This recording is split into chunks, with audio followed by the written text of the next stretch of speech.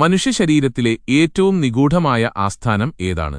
നമ്മുടെ വികാരങ്ങൾ ഉറപൊട്ടുന്ന പ്രണയവും പകയും സങ്കടവും സന്തോഷവും ഒരുപോലെ തിരതല്ലുന്ന കോടിക്കണക്കിന് വിവരങ്ങൾ ഒരു ചിപ്പിനുള്ളിലെന്ന പോലെ സൂക്ഷിച്ചുവെക്കുന്ന ആ അത്ഭുത കേന്ദ്രം ഏതാണ്? ഇന്നൊരു കൊച്ചുകുട്ടിയോട് ഈ ചോദ്യം ചോദിച്ചാൽ അവൾ തന്റെ നെറ്റിയിൽ കൈവച്ചു പറയും, അത് നമ്മുടെ തലച്ചോറാണെന്ന്.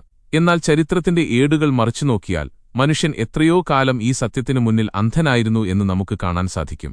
ഇന്ന് നമ്മൾ സംസാരിക്കുന്നത് ശാസ്ത്രവും വിശ്വാസവും തമ്മിലുള്ള ഒരു വലിയ വൈരുദ്ധ്യത്തെക്കുറിച്ചാണ്. സർവ്വലോക പരിപാലകനായ ദൈവം മനുഷ്യർക്ക് വഴികാട്ടിയായി നൽകിയെന്ന് വിശ്വസിക്കപ്പെടുന്ന വിശുദ്ധ ഖുർആൻ മനുഷ്യന്റെ ചിന്താകേന്ദ്രത്തെക്കുറിച്ച് എന്താണ് പറയുന്നത്? അത്ഭുതമെന്ന് പറയട്ടെ, മനുഷ്യന് മാർഗദർശനം നൽകാൻ വന്ന ഒരു ഗ്രന്ഥത്തിൽ തലച്ചോറിനെക്കുറിച്ച് ഒരു പരാമർശം പോലുമില്ല എന്നതാണ് യാഥാർത്ഥ്യം. പകരം തലച്ചോർ ചെയ്യേണ്ട സകല ജോലികളും ഖുർആൻ ചാർത്തിക്കൊടുത്തിരിക്കുന്നത് ഹൃദയത്തിനാണ്. ഹൃദയത്തെക്കുറിച്ചുള്ള ഖുർആനിക പരാമർശങ്ങളിലെ വൈരുദ്ധ്യങ്ങളും ശാസ്ത്രീയമായ വസ്തുതകളും വിശകലനം ചെയ്യുന്ന ഈ വീഡിയോയിലേക്ക് എല്ലാവർക്കും സ്വാഗതം. നമുക്കറിയാം, ഹൃദയം എന്നത് പേശികൾ കൊണ്ടുണ്ടാക്കിയ ഒരു പമ്പ് മാത്രമാണ്. ശരീരത്തിന്റെ ഓരോ കോശത്തിലേക്കും രക്തമെത്തിക്കുക എന്ന മനോഹരമായ ധർമ്മമാണ് അത് നിർവഹിക്കുന്നത്. എന്നാൽ ഖുർആനിലേക്ക് വരുമ്പോൾ നാം കാണുന്നത് തികച്ചും വ്യത്യസ്തമായ ഒരു കാഴ്ചയാണ്. 100-ലേറെ സ്ഥലങ്ങളിൽ ഹൃദയത്തെ അഥവാ കൽബിനെക്കുറിച്ച് പറയുന്നുണ്ടെങ്കിലും ഒരിടത്തുപോലും രക്തം പമ്പ് ചെയ്യുന്നതിനെക്കുറിച്ച് സൂചനയില്ല.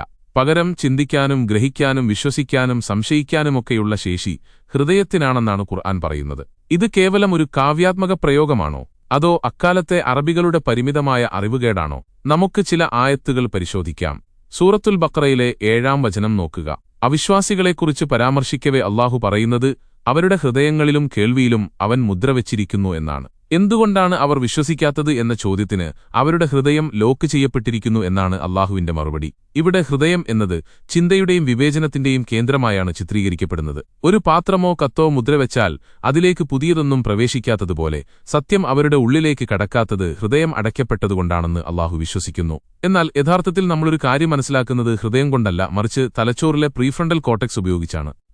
മറ്റൊരു പ്രധാന വചനം ഇതേ അധ്യായത്തിലെ 74-ാം സൂക്തമാണ്. മനുഷ്യന്റെ ഹൃദയം പാറക്കല്ലുപോലെ കടുത്തുപോയതിനെക്കുറിച്ച് ഇവിടെ പറയുന്നു.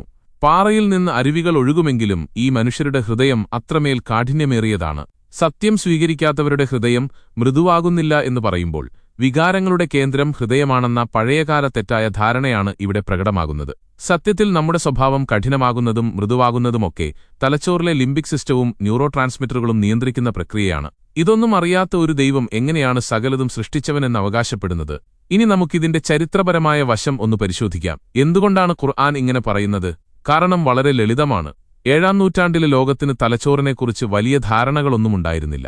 പുരാതന ഈജിപ്തിലോ മെസപ്പൊട്ടോമിയയിലോ ഇന്ത്യയിലോ ഗ്രീസിലോ ഒന്നും ബ്രെയിനിന് വലിയ സ്ഥാനമുണ്ടായിരുന്നില്ല.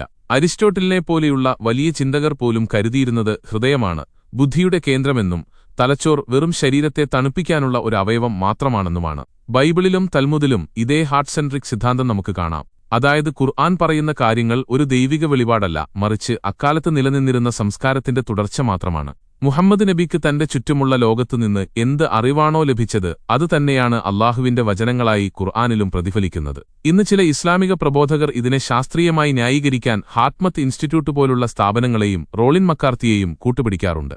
ഹൃദയത്തിന് സ്വന്തമായി തലച്ചോറുണ്ടെന്നും അത് ചിന്തിക്കുന്നുവെന്നും അവർ വാദിക്കുന്നു. എന്നാൽ സത്യമെന്താണെന്നോ? ഈ പറയുന്ന ഹാർട്ട്മത്ത് ഇൻസ്റ്റിറ്റ്യൂട്ട് ഒരു അക്കാഡമിക് ഗവേഷണ കേന്ദ്രമല്ല, മറിച്ച് സ്ട്രെസ് മാനേജ്മെന്റിനായി പ്രവർത്തിക്കുന്ന ഒരു വെൽനസ് സെന്റർ മാത്രമാണ്.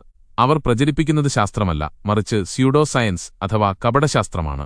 ഹൃദയത്തിലെ ഏതാനും നാഡീകോശങ്ങൾ തലച്ചോറിനെ നിയന്ത്രിക്കുന്നു എന്ന് പറയുന്നത് ഒരു രാജ്യത്തെ പ്രധാനമന്ത്രിയെ അവിടുത്തെ ഒരു പോലീസുകാരൻ നിയന്ത്രിക്കുന്നു എന്ന് പറയുന്നതുപോലെ ബാലിശമാണ്.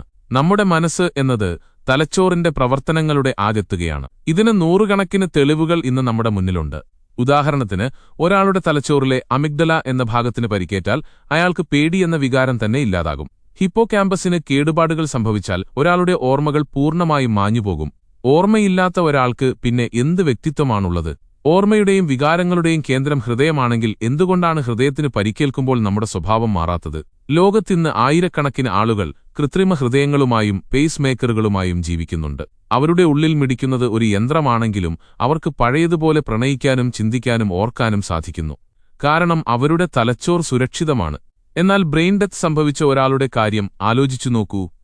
ഹൃദയം മിടിക്കുന്നുണ്ടാകാം, ശ്വാസമുണ്ടാകാം, പക്ഷെ ആ മനുഷ്യൻ അവിടെയില്ല.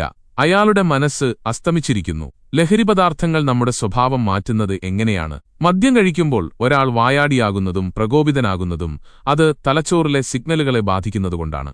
സർജറിക്കായി അനസ്തേഷ്യ നൽകുമ്പോൾ നമ്മുടെ ബോധം മറയുന്നത് അത് തലച്ചോറിനെ താൽക്കാലികമായി ഓഫ് ചെയ്യുന്നതുകൊണ്ടാണ്. ഈ സമയത്തൊന്നും നമ്മുടെ ഹൃദയം പ്രവർത്തനം നിർത്തുന്നില്ല. എന്നിട്ടും എന്തുകൊണ്ട് നമുക്കൊന്നും ഓർമ്മയില്ല?